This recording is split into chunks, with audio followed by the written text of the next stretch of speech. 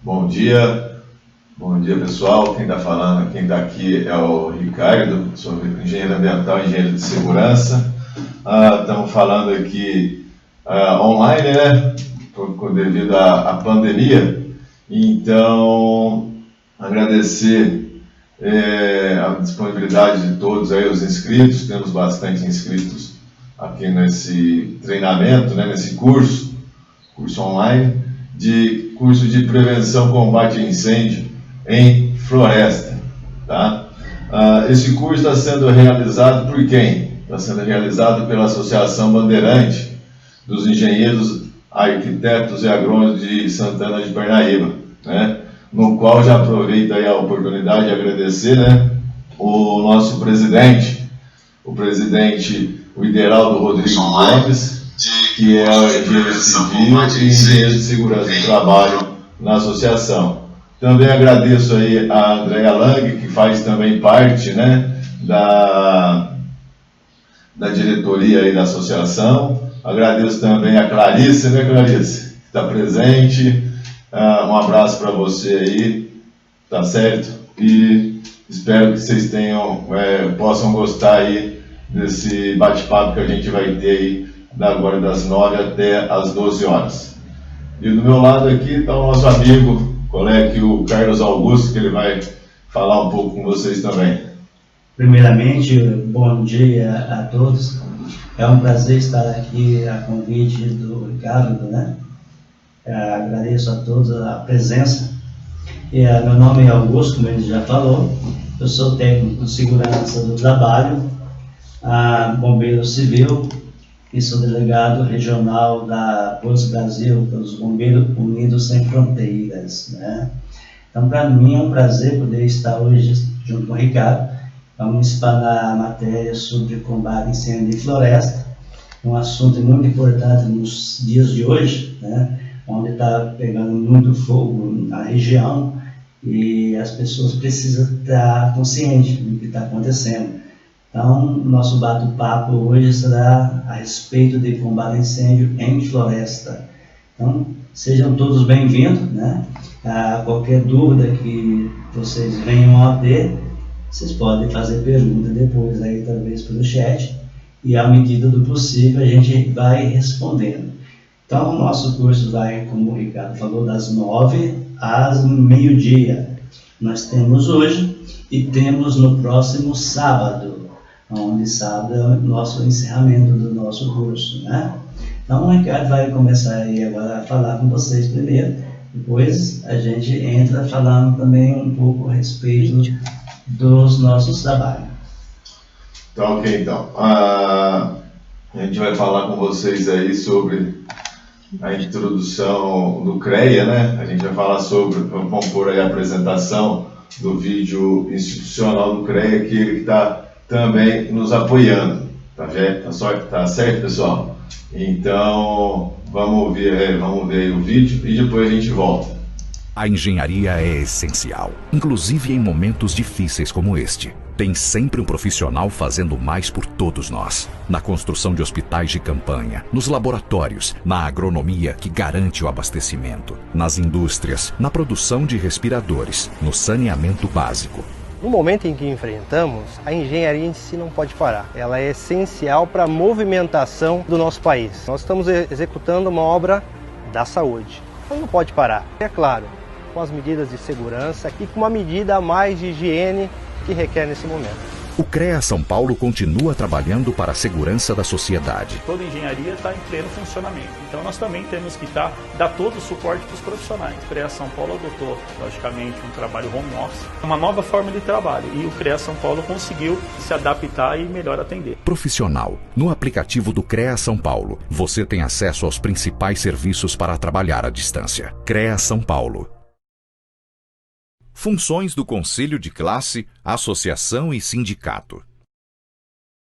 São comuns as dúvidas a respeito do papel de cada instituição na vida do profissional. Para ajudar os engenheiros, agrônomos, tecnólogos e profissionais das geociências, vamos falar quais as responsabilidades do Conselho de Classe, da Associação e do Sindicato. O Conselho de Classe, como o CREA São Paulo, é quem habilita o profissional e fiscaliza suas atividades em defesa da sociedade. A associação é responsável pela valorização profissional. É ela quem realiza palestras, cursos, eventos e atividades sociais de integração. E o sindicato é quem defende os interesses trabalhistas, como questões salariais. É graças ao Conselho de Classe, como o CREA São Paulo, que leigos são proibidos de realizar obras e serviços técnicos das áreas de engenharia, agronomia e geociências. Procure a entidade de classe de sua categoria ou região e siga o CREA São Paulo nas redes sociais. CREA São Paulo.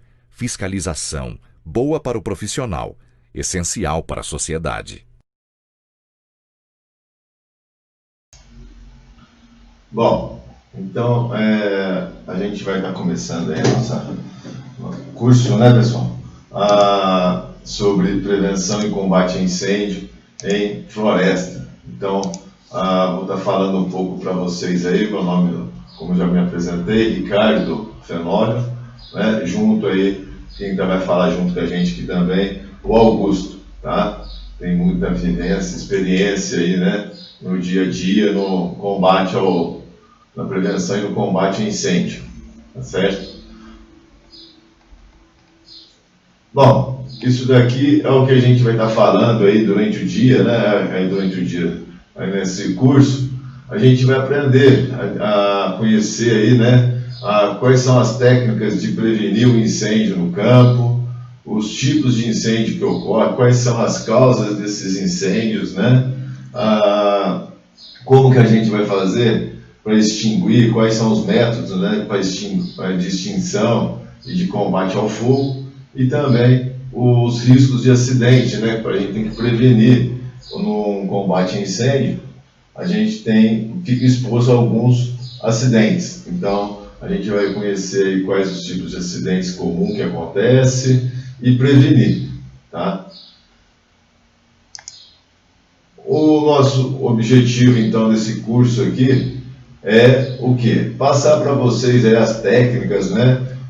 Principalmente nas propriedades rurais, nas matas, né? Florestas, a questão sobre incêndio florestal, né? E como eu falei anteriormente, a gente vai falar também um pouquinho dos acidentes.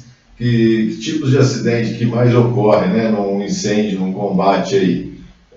Queda, queimaduras, né, animais peçonhentos e intoxicação por fumaça. Aí eu vou passar um pouco para vocês, né, como que é composto o uso do solo, a ocupação, né, do uso do solo no estado de São Paulo. Então, nós temos o estado, né, como um todo. E dentro do estado, o que está inserido dentro desse estado, né? São Paulo. Nós temos aí 30% ocupado pelas cidades, né? Pela área urbana do município, né? Onde estão as casas, os asfaltos. E depois a gente tem o quê? A ocupação pelas culturas, pastagem, né? Que toma conta aí com 30%. E depois a gente vem pela cana. E aí depois vem as demais culturas. Né? Café, milho, laranja e demais culturas. E além disso, né, já fechamos o quê? A ocupação do solo. Fechou?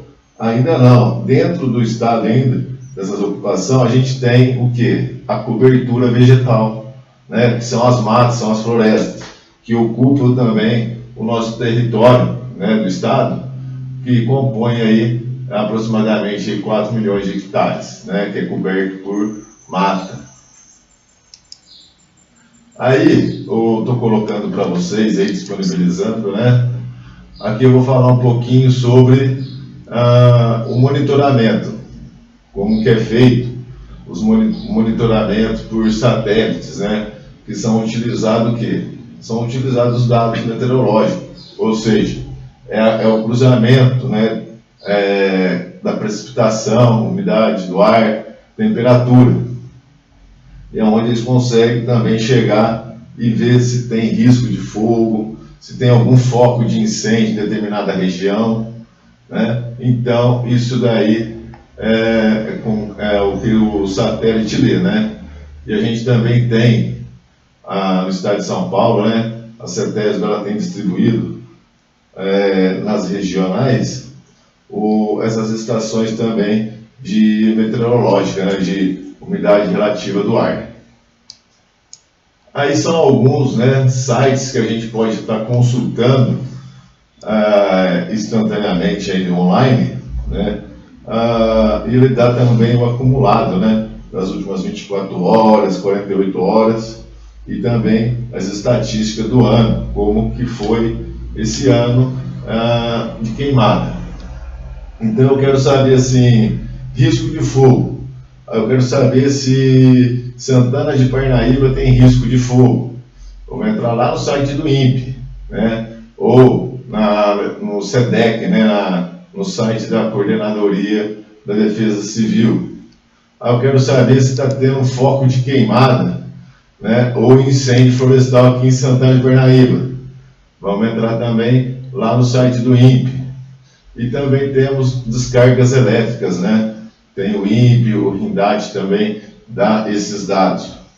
E qualidade do ar, o site da CETESB, ele dá diariamente como que está a qualidade do ar em Santana de Parnaíba.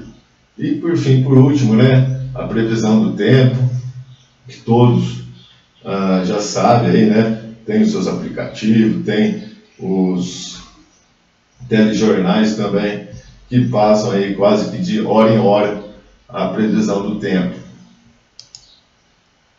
Aqui a gente vai falar um pouco, né, das áreas protegidas. Então, o fogo, né, o incêndio florestal, ele acontece muitas vezes, na onde? Nas matas mesmo, né, nas florestas.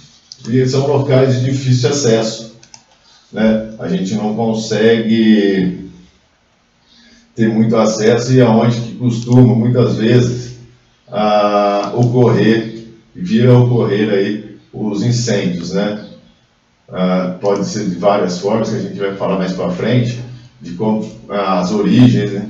Como que pode ocorrer esse tipo de incêndio. Aqui também a gente temos, né? Existe no estado de São Paulo, né? Pelo Corpo de Bombeiro, né? A Operação Corta-Fogo, né?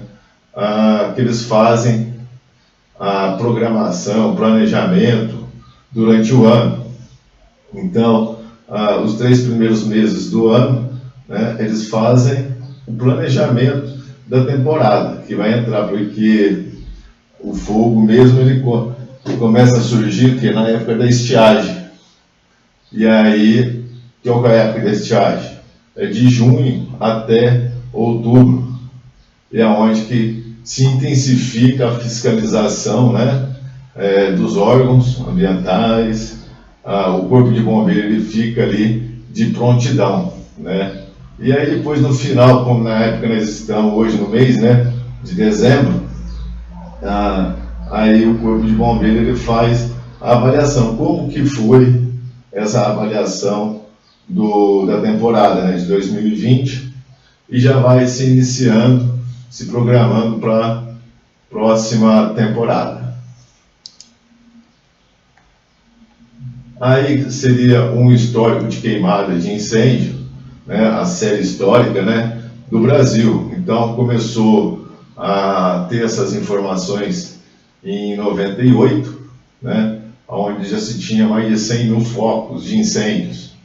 E isso daí a gente o INPE vem tabulando até nos dias atuais, né? Esses dados de 2020 são até novembro agora, do mês de novembro, o número de foco de incêndio, né, queimado, que houve no Brasil, né? Esse daí seria, esse gráfico, né, seria os focos, né, de incêndio mês. Então, em 2020, né, a coluna, né, em azul, a gente percebe que realmente em agosto, setembro ali, deu um aumento razoável de queimadas, né, no estado. E a média ele superou a média aí dos históricos dos anos anteriores. Bom, esse daí eu coloco para vocês aí, para terem informação, saber. Isso daí eu tirei lá no site mesmo da Operação Corta-Fogo, para vocês terem, né, números, estatística, para quem quiser fazer algum tipo de trabalho, e mostra as regiões, né, os municípios do estado de São Paulo, e o que nesse ano até agora, quanto de área, né, que foi atingida. No caso nosso aqui, no estado de São Paulo, 21 mil hectares de mata foi queimado, né? E ocorreu aí 260 incêndios florestais. Esses incêndios florestais, alguns foi longos, um foi curto, né? Tivemos aí vários incêndios em determinadas regiões que ficou 15, 20 dias queimando, né? Então, isso daí a gente consegue também ver. O Corpo de Bombeiro Operação Corta-Fogo, ele disponibiliza lá no site. Esse também era um outro site, né? É um outro site da Secretaria do Meio Ambiente, onde a gente consegue ver, né, os focos via satélite, o estado de São Paulo, e também o acumulado, né, das últimas 48 horas. Pessoal, quem tiver pergunta, quiser ir fazendo aí, a gente está à disposição aqui também. Vamos compartilhar, não é só a gente ficar falando, né? Tem que ter a participação dos senhores aí para enriquecer o curso, né? E só o professor, o instrutor aqui falando, fica meio chato. Então, a gente vamos participar. Vamos aí trocar ideia, né? O aprendizado, a experiência de vocês com a nossa. Aqui agora eu vou falar um pouquinho sobre o quê? Sobre legislação, né? É bom a gente saber algumas legislações para não ser pego de surpresa, né? Às vezes a gente vai fazer uma prevenção ou vai combater um incêndio e tem que ter o básico, né? O conhecimento, a gente tem que saber os conceitos. Então aqui trago para vocês o conceito. O que é um incêndio? Primeira coisa, a gente tem que entender e saber o que diferenciar, né? O que é um incêndio florestal e o que é uma queima controlada, né? O incêndio florestal, então, é o que? É quando a gente não tem controle, né? Então é todo fogo sem controle, né, que vai incidir sobre qualquer tipo de vegetação, seja ele de forma intencional, né, ou por negligência, ou até mesmo também por raios, né, pelas causas naturais. Então, o incêndio florestal, a gente não tem controle dele. E o que seria uma queima controlada? A queima controlada, a gente tem o controle, né? Então, é o emprego do fogo, né, nas atividades agrícolas, pastoris aí, ou até mesmo para fins de pesquisa científica, em áreas com limites físicos, né, previamente definidos, com a devida autorização do órgão ambiental competente. Ou seja, a gente tem que ir lá no órgão e ter a autorização, aí o órgão que vai dizer se tem ou não, se ele dá ou não a autorização. E quando a gente tem essa autorização e delimitado a área que eu quero queimar, aí é o que? É uma queima controlada. Mas se eu queimei determinada área, né, e essa área extrapolou Aí ele já sai de queima controlada e passa o quê? A incêndio florestal. Só colocando aí, Ricardo, o que você está mencionando, é muito importante a gente frisar o seguinte, que conhecer a legislação é o primeiro passo que nós ensinamos as pessoas, né? Para que ele faça um trabalho dentro da sua propriedade, que ela venha conhecer um pouco de legislação, porque às vezes ela faz intencionalmente, né? Ela não sabe por que motivo que ela está fazendo, ela coloca ela vai limpar seu terreno, né? Ela quer fazer uma limpeza e ela não sabe se ela pode pôr fogo naquela limpeza que ela fez no local, né, ou não. Então, por isso que é importante conhecer a legislação, né, para ela ir lá tirar o seu documento, para saber se ela pode fazer aquela queima, que hora que ela pode fazer, né, em um certo momento ela vai poder fazer, tomar os cuidados, né, os cuidados que eles vão passar, para ela não ter perigo que esse fogo que ela faz dentro da sua propriedade, ele possa se propagar passando para dentro da mata, né? Então, por isso que é importante realmente conhecer a legislação. Muito bem. Aqui, pessoal, são algumas leis, né? Não todas, mas algumas, que a gente passa aí relacionado ao emprego do fogo. Então, a gente tem uma lei estadual desde 2000, onde ela fala o quê? Ela proíbe e também ela permite o emprego do fogo. Ela institui a queima controlada, né? Principalmente aí nas usinas, e ela cria daí o que? Ela também, quer dizer, ela cria a Secretaria do Meio Ambiente do Estado, né? Como o gestor, a coordenadora dessas queimadas, e essa lei estadual, ela pode, ao mesmo tempo que ela pode ela permite, né, o fogo, ela também pode suspender, né, temporariamente o emprego do fogo. Por quê? Às vezes, está aí 3 meses, 4 meses de estiagem, não chove. E aí você tem a sua autorização, porque você não pega a autorização assim da noite para o dia. Quem trabalha com os órgãos ambientais aí sabe, ou do município, estado, né? Sabe que não é meio que moroso o processo. Tem que ser também, mas não tanto, né?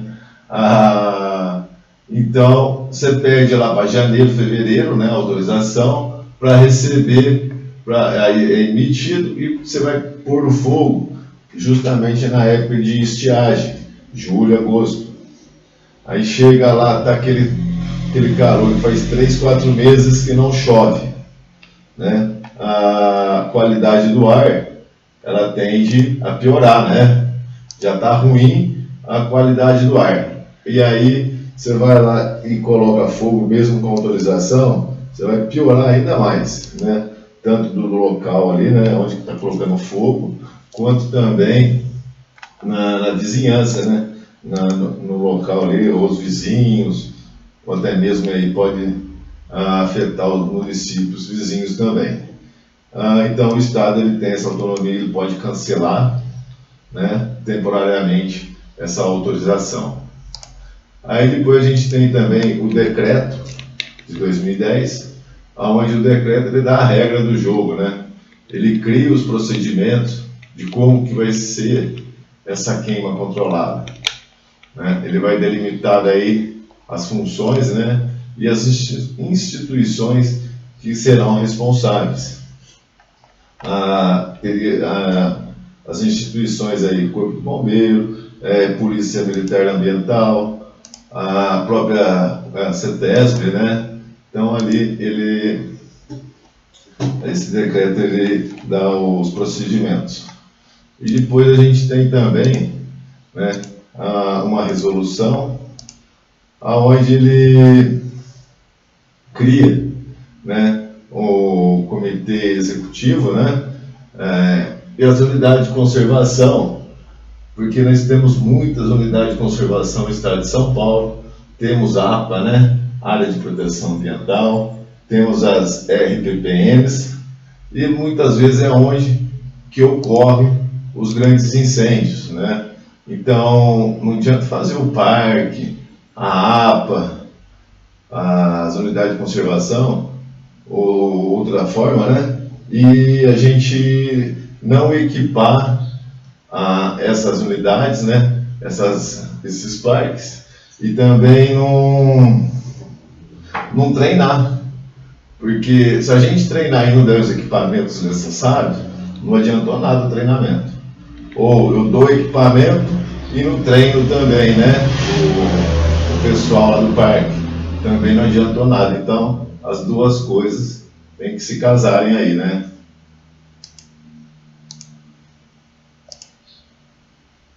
Bom, aí fala um pouquinho, né? A gente vai falar um pouquinho também, falando de legislação, a gente fala da nossa Constituição, né? Aonde? No artigo 225, fala o quê?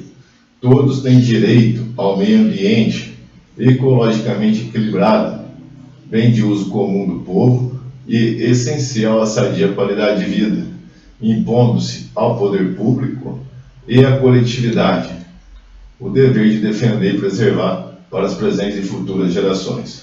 Por que eu coloco isso, pessoal? Eu coloco para dar um ênfase no poder público. Poder público, o que seria? União, Estado, né? E o município. E quando fala ali na coletividade, somos nós, né? Como cidadão. Então não adianta o município, o Estado, a União fazer a parte deles e a gente não colaborar, né, como coletividade. E também não adianta a sociedade, a coletividade fazer a parte e a União fazer. Então a gente tem que estar sempre ali, ó, o poder público e a sociedade alinhado para a gente evitar, porque todos têm obrigação e o direito, né, de preservar o meio ambiente. Aí nós temos a lei de crimes ambientais, né? A lei de crimes ambientais é uma lei federal, aonde tem um capítulo dentro da lei da lei de crimes ambientais que fala sobre incêndio florestal. E aí eu costumo dizer esse artigo 41, né, ele é muito utilizado pelos municípios. Por quê? A lei de crimes ambientais, ela fala: provocar incêndio em mato ou floresta pode ter uma pena ou detenção de 3, né, 2 a 4 anos. Então, é onde que os municípios usam, porque ela deixa claro aí, né? Provocar um incêndio em mata. A mata, quando fala, você pode ter N interpretações. Vamos por um exemplo de terreno baldio, né, na área urbana. Eu tenho um terreno aí de 300 metros quadrados em Santana do Parnaíba e o meu terreno está lá sujo, né, tá saindo a mata lá, o mato na altura do muro. E aí passa um cidadão lá, uma cidadã, e ateia fogo no meu terreno. O que vai acontecer? Vai incomodar a vizinhança, vai trazer transtorno para todo mundo, né? A fuligem, vai ter poluição ali, e aí então você pode ser penalizado. O interessante que na queimada,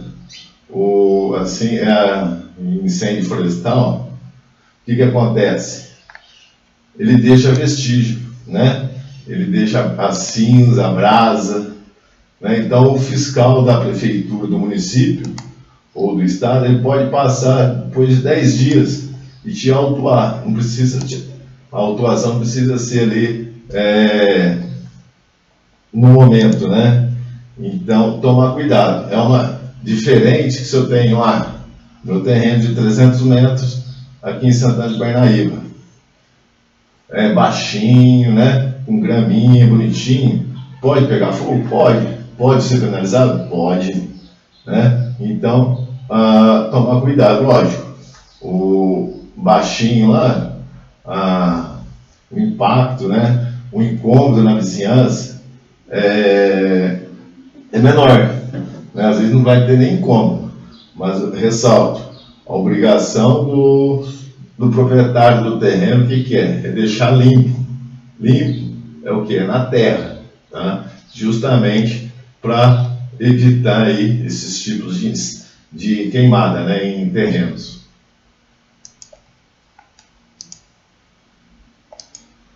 Aí eu vou falar também, dentro da Lei de Crimes Ambientais, né, tem o artigo 42. O artigo 42, ele fala o que? Fabricar, vender, transportar ou soltar balões, né, que possam provocar incêndios nas florestas e demais formas de vegetação, em áreas urbanas ou qualquer tipo de assentamento humano, a pena pode ser aí, né, detenção de 1 a 3 anos ou multa, ou ambas as penas cumulativas. Então a gente sabe aí que no período de estiagem, temos aí o pessoal aí que solta balão. Então, se pegar só o fato de transportar o balão, né, dentro do automóvel, do seu veículo, já é passível de punição, né? Então, tomar cuidado e tirar essa prática, né, do balonismo aí. Balonismo é profissão, tudo bem, concordo, mas os balões aí clandestinos, vamos dizer, seria isso.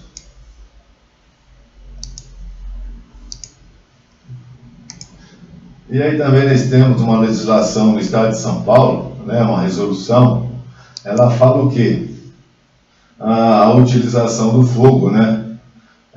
Se a gente fizer o uso do fogo na área rural aí, né, nas atividades agropastoris, sem autorização ou em desacordo com a autorização obtida, a multa pode ser de R$1.000 por hectares, né?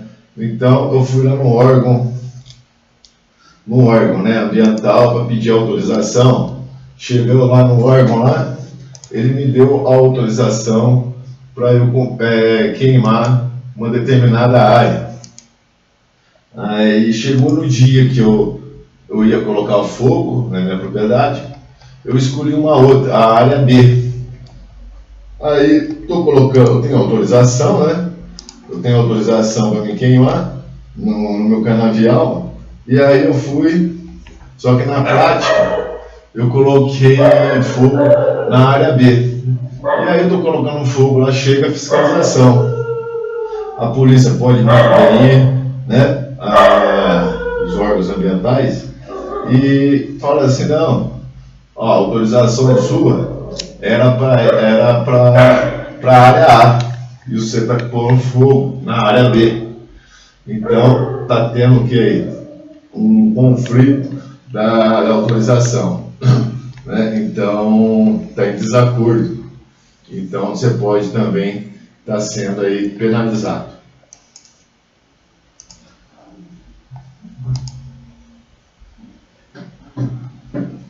Agora, pessoal, nós vamos aí, né, falar sobre os elementos do fogo. Vamos, para vocês poderem entender um pouco, né, para nós dar continuidade. Então nós precisamos saber como a formação do fogo, sobre os elementos do fogo. Primeiro vamos falar sobre o tetraédrio do fogo, né? Falar sobre o tetraédrio. E tem aí eu posso falar tanto sobre o tetraédrio do fogo, ou como eu posso falar reação química em cadeia. É a mesma coisa. Se eu falo do tetraédrio, eu posso falar de reação química em cadeia.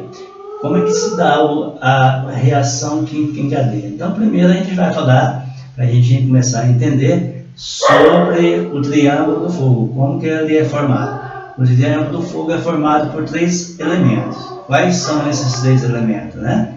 Então está lá na telinha lá para vocês verem. Nós temos combustível, comburente e calor. Então esses três é o que vai formar o triângulo do fogo, correto?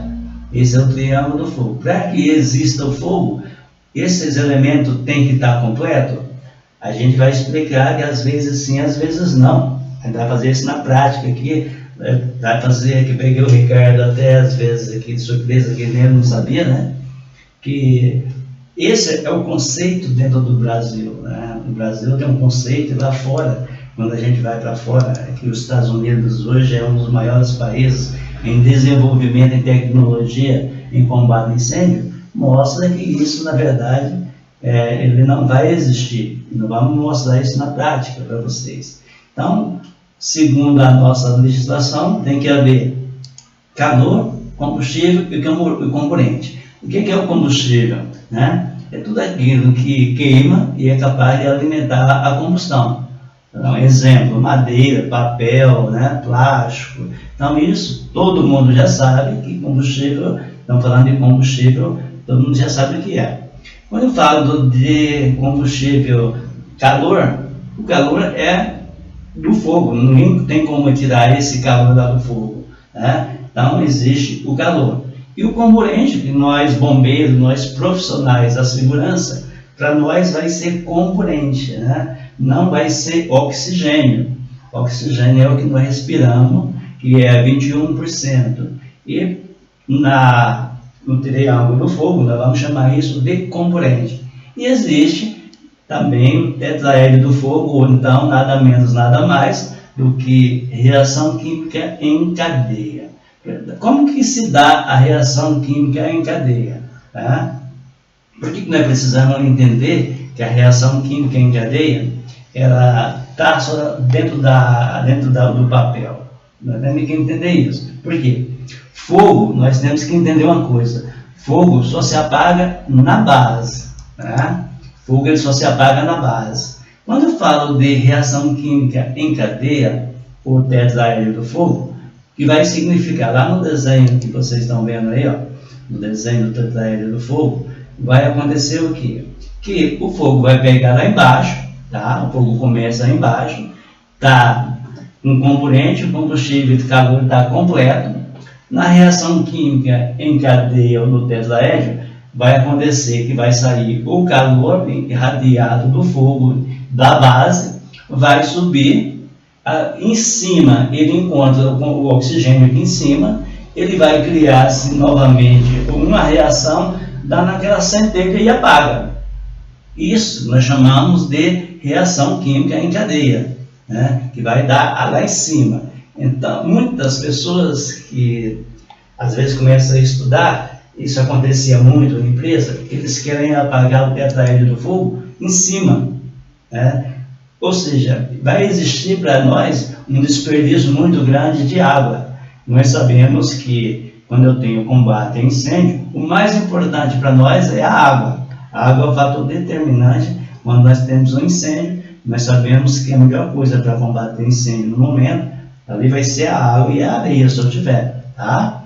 Então, esse tetraédrio, ele vai acontecer de forma que as moléculas saem aquecidas aqui de baixo, ao encontrar o comburente, ela faz aquele processo daquela centelha da fagulha, tá? E acende aquele start que dá aquela luz e apaga. Isso é o que chamamos de reação química em cadeia. Então não joguem a água tentar apagar o fogo lá em cima, e nós não vamos conseguir fazer com que apague fogo.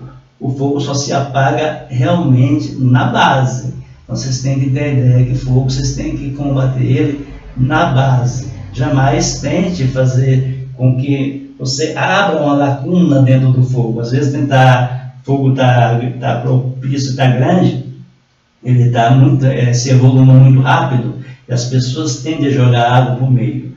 Ou seja, ele vai abrir um local e vai tentar entrar comburente. Naquele momento ele pode haver uma explosão no momento, porque vai entrar comburente, né? Então você tem que sempre pegar o fogo com ele sempre pela base.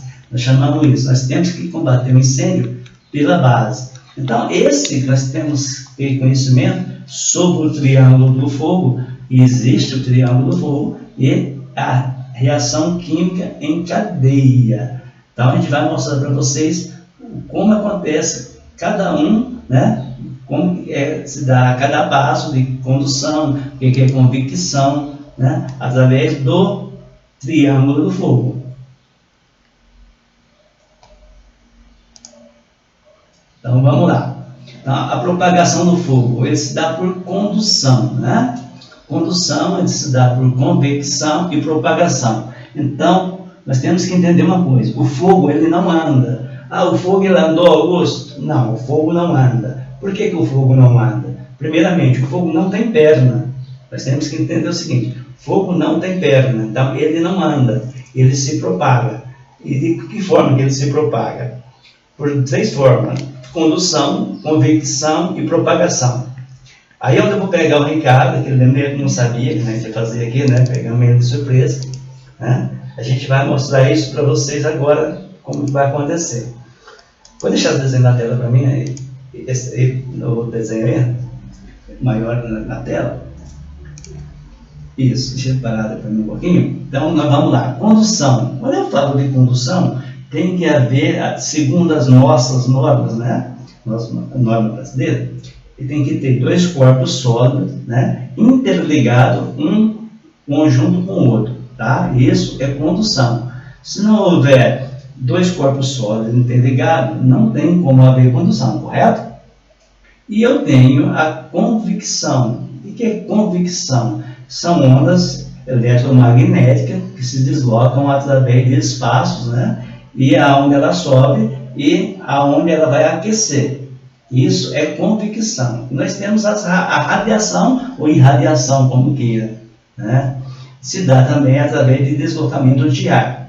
Aí nós perguntamos, qual que é o mais perigoso dos 3? Tá? Qual que é o mais perigoso? Como é que acontece? Que muita gente acha que é a condução, e é a mais perigosa que existe. Outros já falam, não, o mais perigoso é a propagação do calor, né, através de ondas e de radiação, ou a convecção. Aí, agora nós vamos explicar para vocês como que isso acontece na prática. Por quê? Se nós soubermos como isso acontece na prática, nós vamos ter um conceito realmente diferente. Vamos mudar o nosso conceito, né? Nós vamos mostrar agora para vocês. Vou mostrar, a gente faz isso em laboratório, né? Mas nosso laboratório aqui vai ser improvisado para vocês, né? Mas vocês vão ter uma ideia como que isso vai acontecer na prática, para vocês terem uma ideia qual que é o mais perigoso. Isso pode acontecer dentro de incêndio e mato, também, né? Dentro de incêndio em floresta e dentro da empresa. Para dentro da empresa, quando nós falamos para dentro da empresa, se eu souber que eu vou explicar isso para vocês, vocês serão ótimos profissionais, né? Vocês terão a segurança de ser rápido. Agora, se eu não souber, eu vou fazer com que se propague o fogo mais rapidamente. Nos Estados Unidos a gente faz muito isso, né? No Brasil não chegou ainda essa tecnologia. Alguns sabem, porque às vezes vamos estudar fora. Então a gente vai mostrar para vocês como que vai se dar os 3. Então o que eu trouxe aqui, ó? Eu trouxe, o Ricardo trouxe uma vela, eu pedi uma vela para ele, tá? Isso é uma vela comum, vela de casa, né? Aquelas velas que todo mundo usa, né? Quando acaba a luz no supermercado. E eu trouxe um isqueiro. Eu não vou pôr fogo no estúdio, não, tá, pessoal? Não vou pôr fogo no estúdio. Só para dar demonstração para vocês qual que é o mais perigoso, para vocês verem a poder trabalhar. Aí vocês vão entender como que se vai dar isso em incêndio e mato e dentro da empresa, para mostrar a diferença que nós vamos ter. Então, eu vou acender aqui para os senhores. Vamos acender a vela. Aqui não tem perigo, tá? Nós estamos aqui, é vidro. Isso é vidro. Então, vamos lá. A minha vela está acesa, correto? Digamos que isso aqui é um fogo que acontece dentro da empresa, ou pode acontecer dentro da mata, né? Então, vamos explicar como isso acontece. Quando eu falei lá em condução, o que é condução? Tem que haver o quê? Como eu já expliquei, tem que haver 2 corpos sólidos interligados, correto? É isso que eu expliquei? Exatamente. Então, vou mostrar para vocês que isso não é perigoso. Por que não é perigoso? Vou mostrar para você por que não é perigoso. Ó, eu vou pegar o Ricardo, vou usar o Ricardo aqui de cobaia, tá? Vou usar o Ricardo de cobaia, e ele vai pegar para mim, pôr a mão aqui na vela. Pode pôr a mão aqui na vela, a mão está aqui, ó, encostado. Segura para mim. Pode subir mais para cima. Ó, isso é condução, ó. Vou soltar a vela, está na mão dele, ó. Tá? Isso é condução. Você vê que ele está segurando a vela tranquilamente, não tá? Isso, ó. Agora eu seguro, soltar a vela dele. Queimou sua mão? Não. Eu posso deixar aqui às vezes 10, 15 minutos, até essa cera derreter 20. Eu não sei quanto tempo vai demorar. Então isso é condução. Então mostra para mim que não existe o perigo. Correto?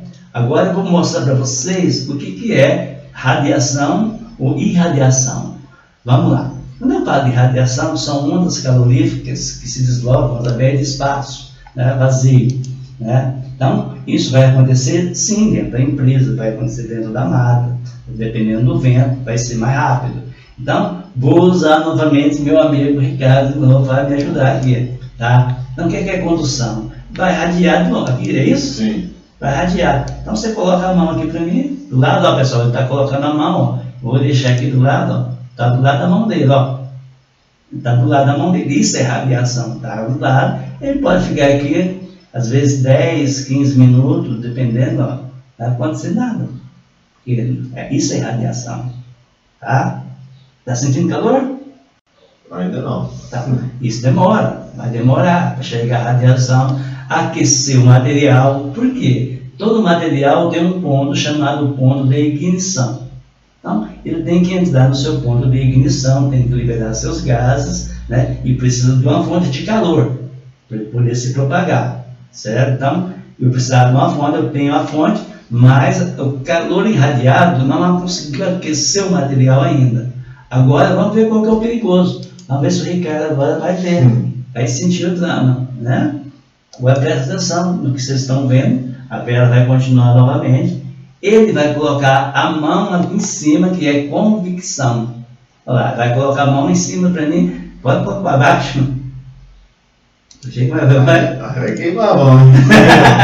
Tá vendo? Isso. Dá para sentir o calor? Sim. Onde você está, a distância que você está, ó. Exato.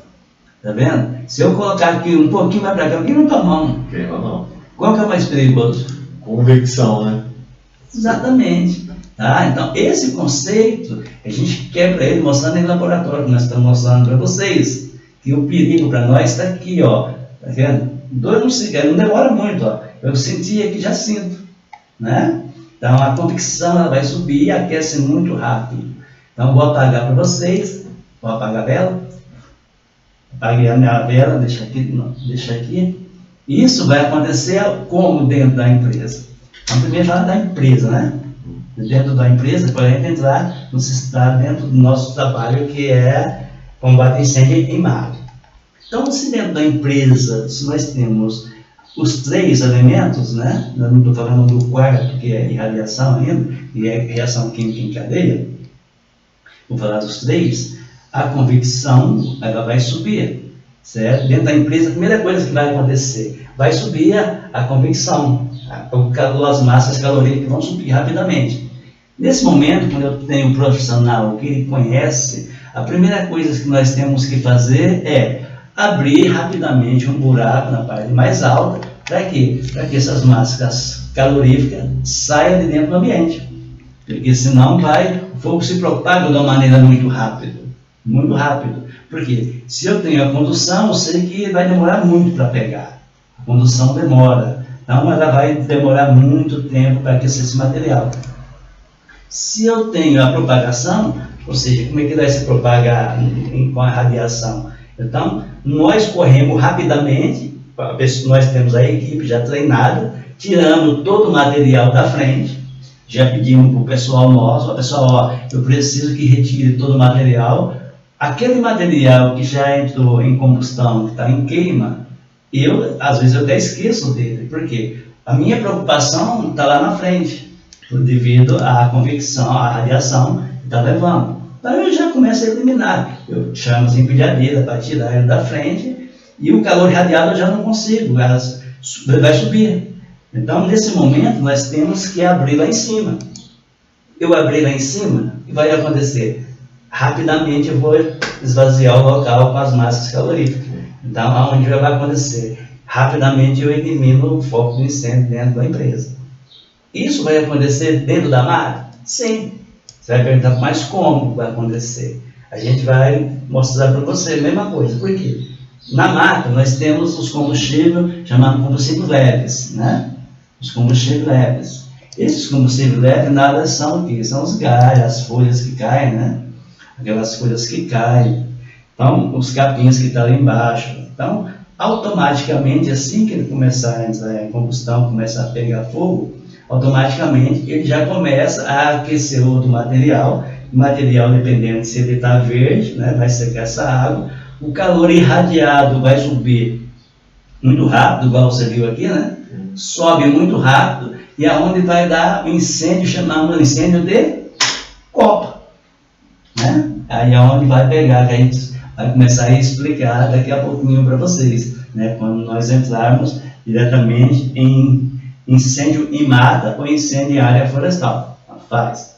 Então a gente vai começar a entender esses princípios, para mim poder trabalhar dentro do local, quando eu for chamado, né? Estiver dentro de um local onde estiver pegando fogo na mata, tem que haver esse conhecimento, porque se não houver o conhecimento, você vai se machucar, você vai para lá, você vai para o abate, a mesma coisa que levar a pessoa para o abate.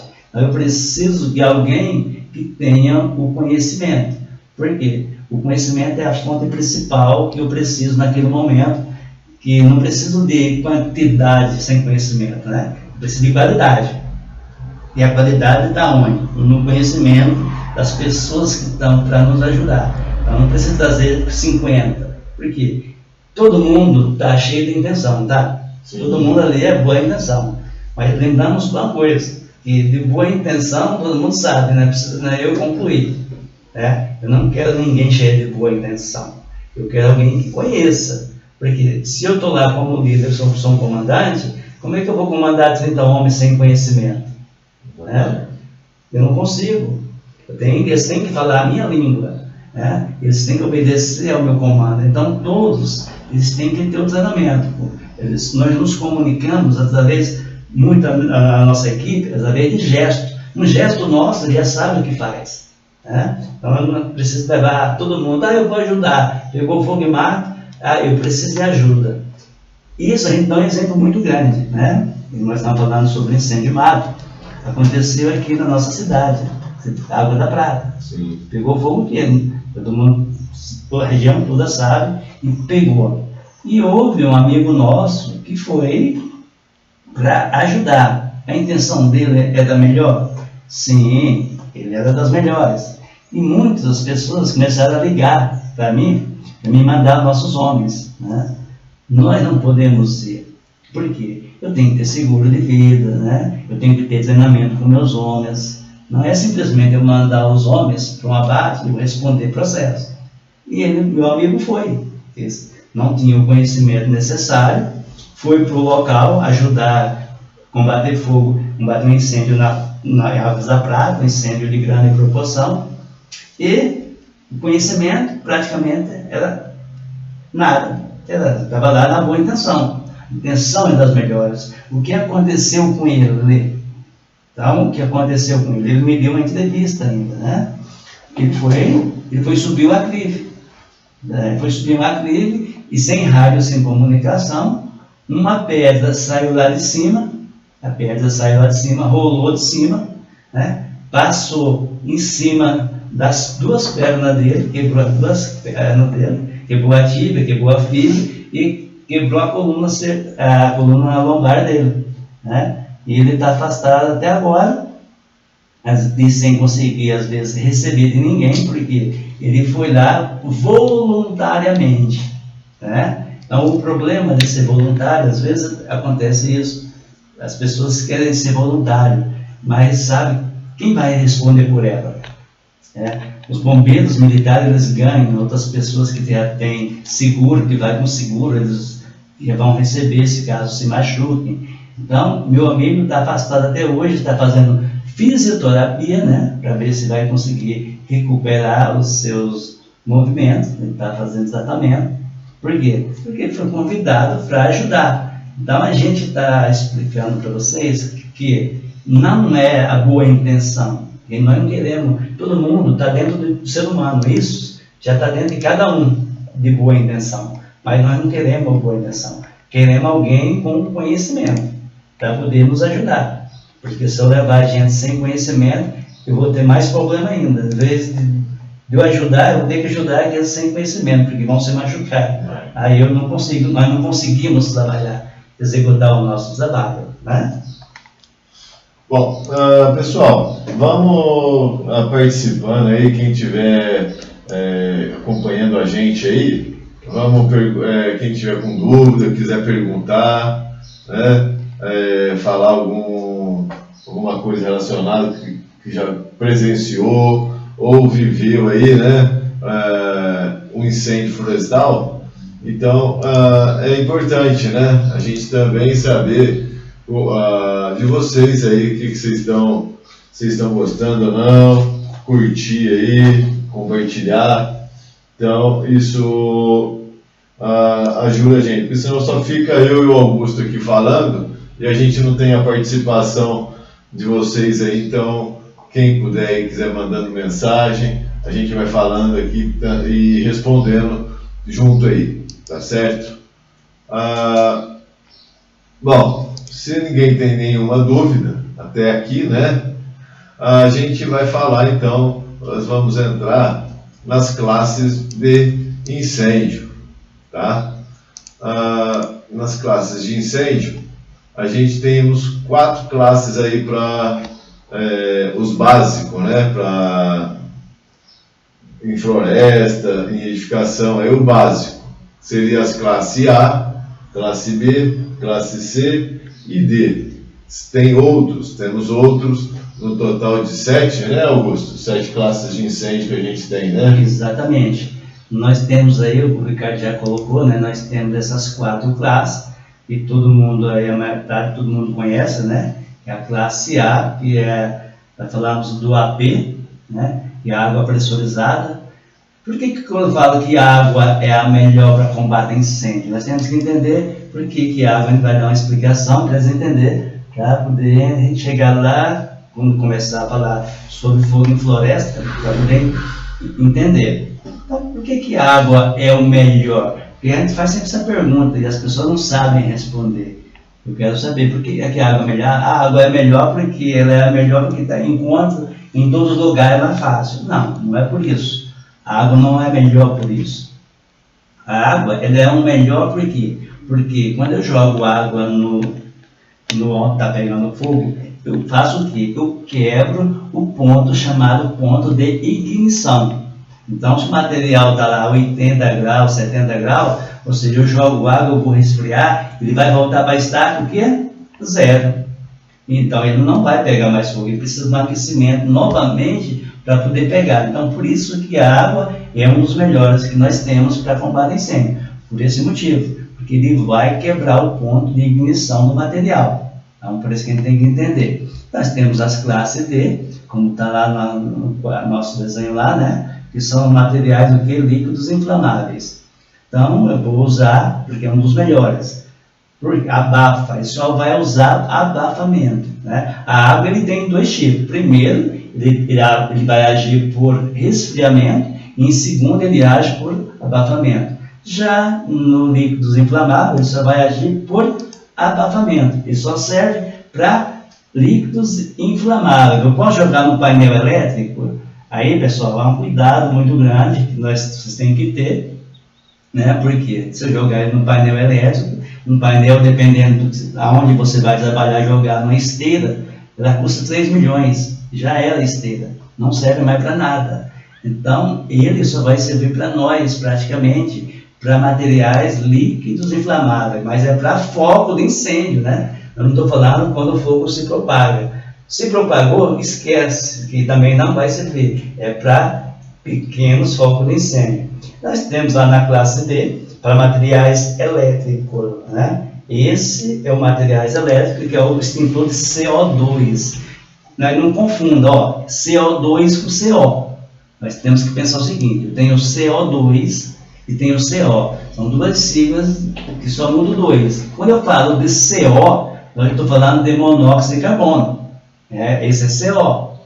É fumaça de escapamento, fumaça de papel. Então, esse é CO. Quando eu falo de CO2, gás carbono, é diferente. É o extintor que tem aquela letrinha em azul que serve para materiais energizados. Ele é bom? Sim, ele é bom em lugar fechado, tá? Lugar fechado, que nós temos ele para usar, mas só serve para nós para quê? Esse extintor, ele dá muito choque. A gente sempre fala para o pessoal, é um extintor que dá choque. Então a gente tem que tomar cuidado para quê? Para não tomar muito choque. Dói até o braço, pessoal. Quem já tomou igual nós, né? Porque o que tem lá dentro tem gelo. Então se você colocar ele no chão, dependendo de como você está, né? No local, você recebe uma descarga elétrica, você nem quer relar mais nele. Mas tem que tomar cuidado. Isso só vai servir em painéis elétricos. Por que ele serve lá? Porque ele não vai danificar o painel elétrico. Ele vai ficar normalmente, ele vai conseguir apagar o foco de incêndio e não vai gastar o painel elétrico. Você não vai ter problema com o painel elétrico para custar 1 milhão, às vezes 500 mil reais, dependendo do painel, né? Eu tenho na classe D, que são os materiais pirofóricos, nós temos que ele queima em alta caloria, ele começa pelo menos com 500 graus. Ele é um extintor diferenciado, né? Ele é amarelo, é um extintor amarelo. Geralmente muitas empresas não compram, porque ele é muito caro, ele é importado, ele é caro e só serve para materiais pirofóricos, zinco, alumínio, né? Esses materiais que queimam em alta caloria. Então, quando eu falo em alta caloria, ele precisa de um pré-aquecimento. Um pré-aquecimento é 500 graus para ele atingir. Aí nós perguntamos, o que você vai fazer com o extintor? Você se aproxima a 500 graus Celsius? Não tem como, né? Se aproxima?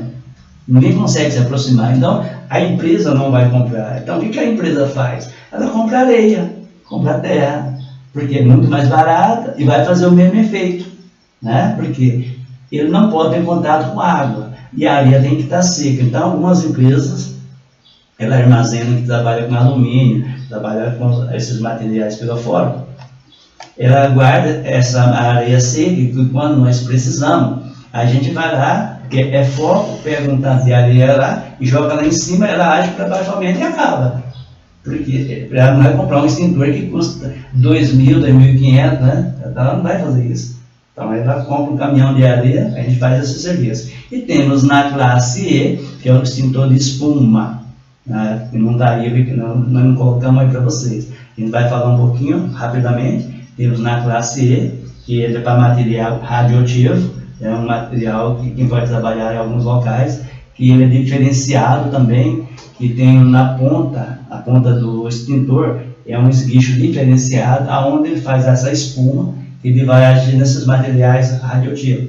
Eu tenho também o classe K, K, o nome já fala, K Kitchen, porque foi desenvolvido nos Estados Unidos. Então, o extintor K, você tem que lembrar, K Kitchen, ele serve para onde? Só para cozinha.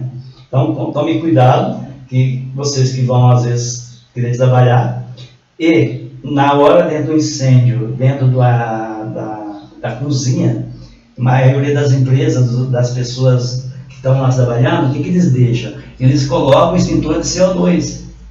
O CO2, eu tenho uma reação química muito violenta.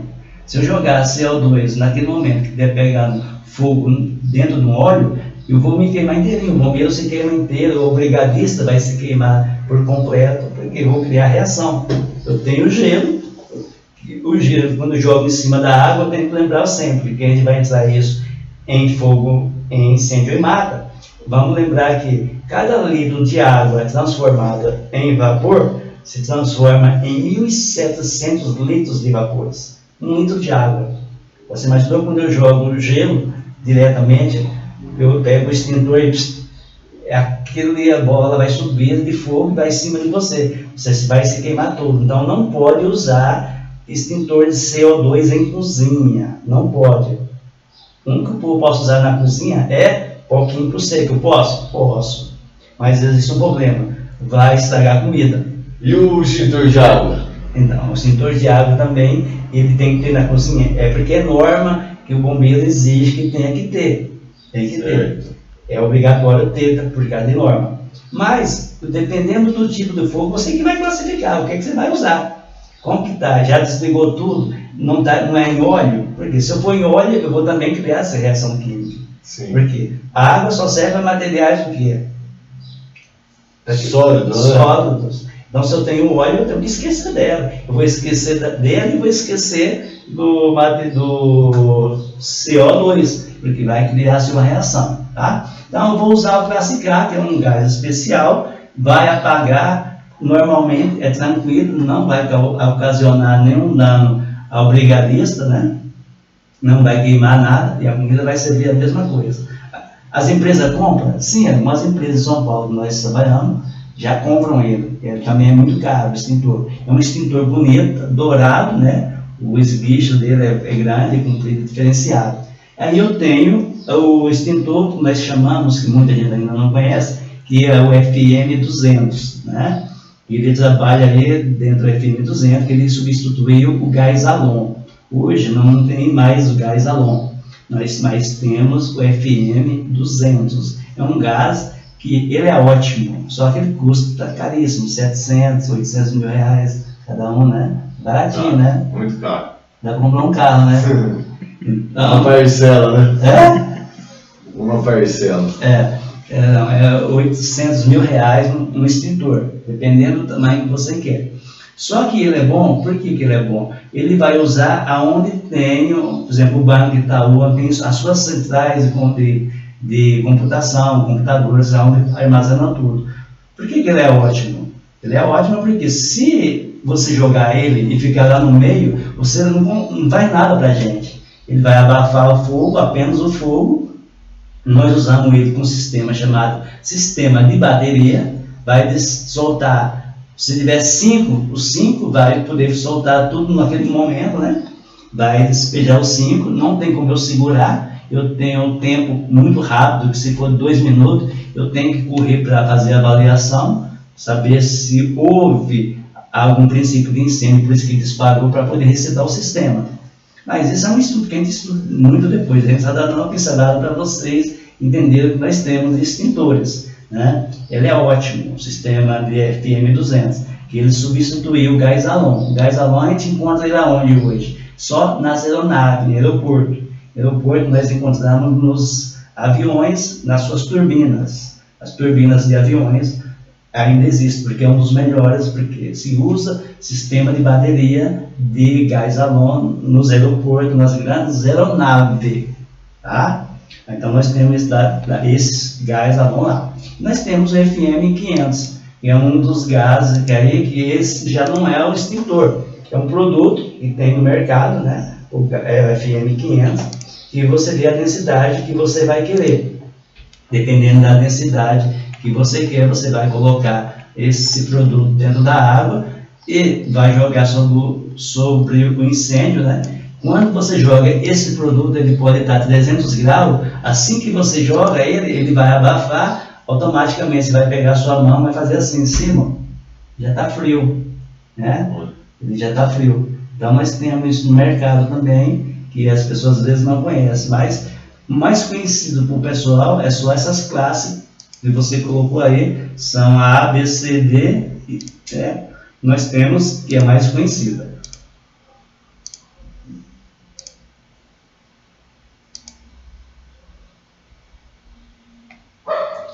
Nós temos aí, já foi falado, né? Como eu já comentei com vocês, na classe A, que são os materiais que queimam em superfície, né? Quando eu tenho material classe A, ele queima em superfície, apenas em superfície, e deixa resíduo, né?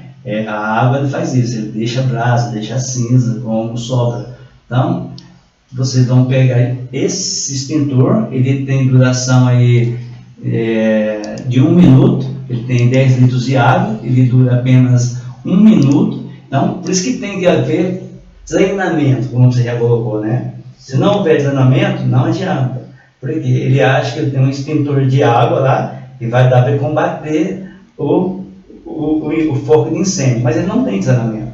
Num extintor de água, o que vai acontecer? O cara não tem treinamento, ele vai abrir, dependendo como é que ele abre, ele dura apenas 1 minuto.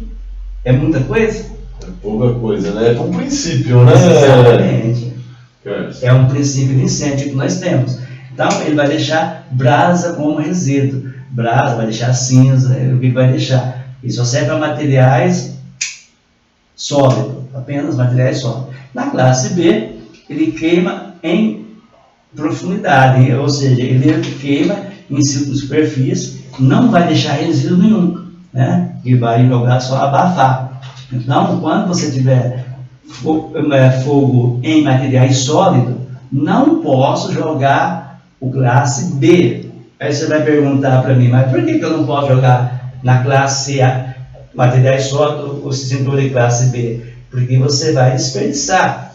Vai apagar? Não, você não consegue apagar. Por quê? Ele só apaga superficialmente.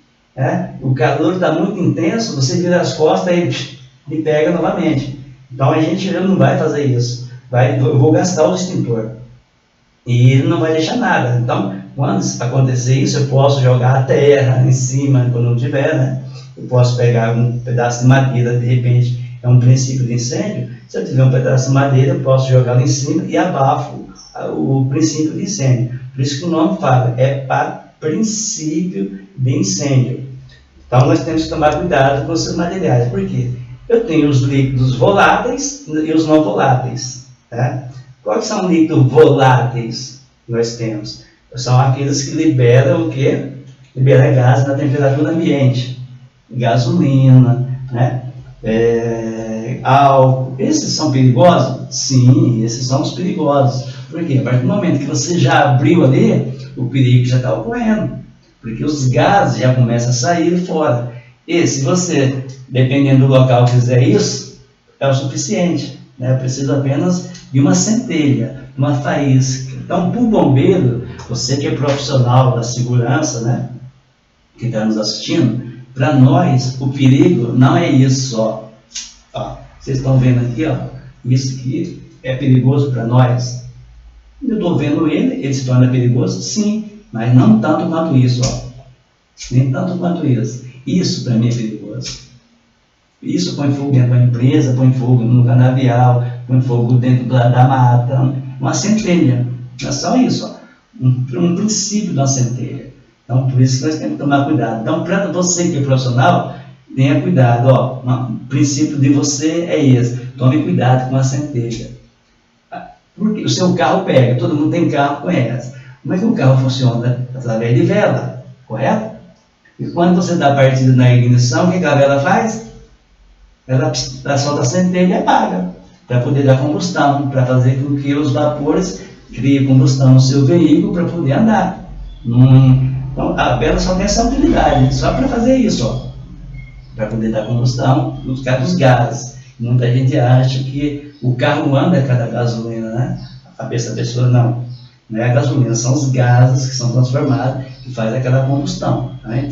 Tem que tomar esse cuidado para poder começar a entender o que é líquido volátil. E os não voláteis que nós temos são o que não tem perigo. Quais são os líquidos que são não voláteis? Os que são querosene, não é não volátil, eu posso colocar ele aqui em cima, pôr fogo ele aqui não vai pegar, vai demorar, precisa de um aquecimento. Eu tenho o que mais?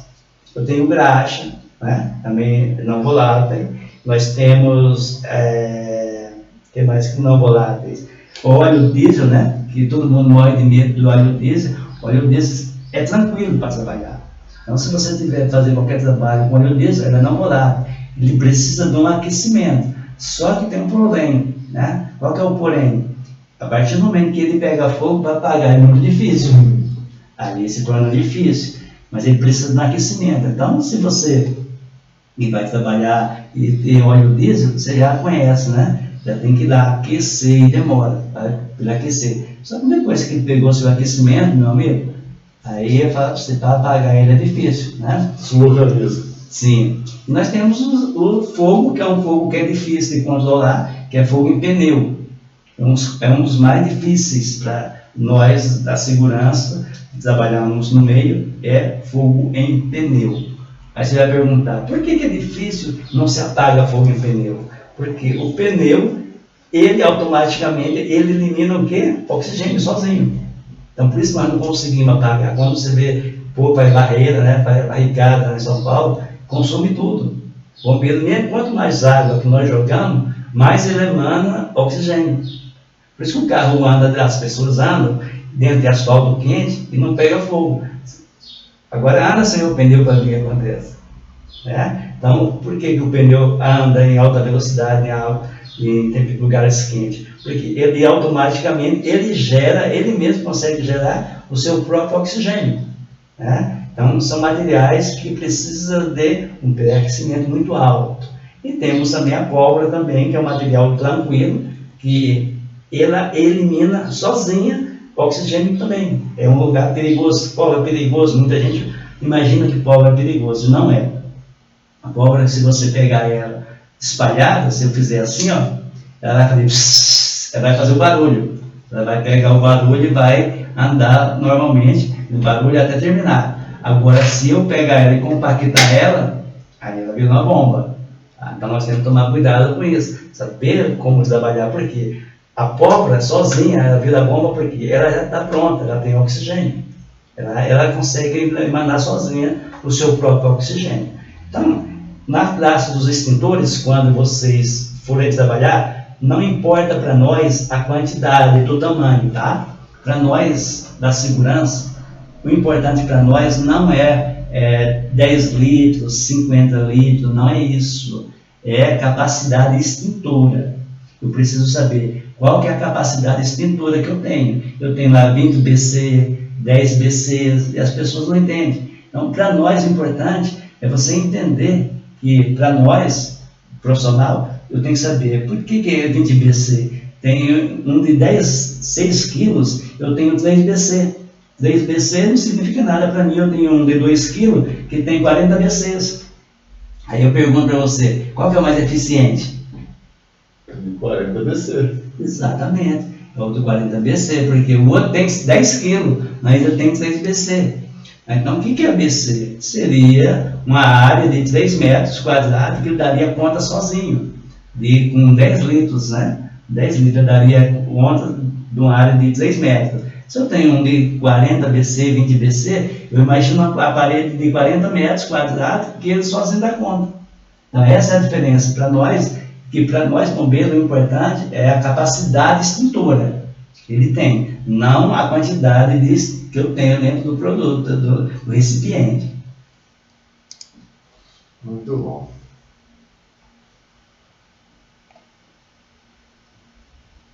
Bom, pessoal, vamos aí compartilhando aí, alguém está com algumas dúvidas, se tiver dúvida, vamos aí perguntando, para a gente também estar aí respondendo, né? Temos aí bastante pessoas nos acompanhando, né? A Andréia Lang está online aí acompanhando a gente, né? Flávio, tá bom? Um abraço para vocês. A Marta Ribeiro Amaral, um abraço para você, Marta. Temos o Flávio, lá de Minas Gerais, Ouro Fino. O Marcos de Barueri, um abraço para vocês todos aí. Se tiver dúvida, pode mandar aí no chat, a gente compartilhar com vocês aí, tá bom? Pessoal, esse curso, né? A gente temos aí para passar para vocês. A gente está falando muito em fogo, florestas, né? E eu acho super interessante compartilhar com vocês. Nós temos alguns vídeos, são 4 vídeos aqui, né? Nos quais é um documentário, né? É um documentário feito pela Discovery Channel, onde fala sobre os incêndios florestais, né? Que ocorreu aí no mundo todo. Então, a gente passa, né? A gente costuma passar esse vídeo justamente para reforçar, né, e às vezes até abrir aí, clarear aí algumas dúvidas que a gente não conseguiu passar até agora, tá? E então vamos soltar o vídeo número 1, são 4 vídeos. Acredito que a gente não vai conseguir passar os 4 vídeos hoje, mas no próximo sábado a gente vai estar aqui e aí a gente vai concluir com o vídeo, tá? Então esse é o primeiro vídeo, tá ok?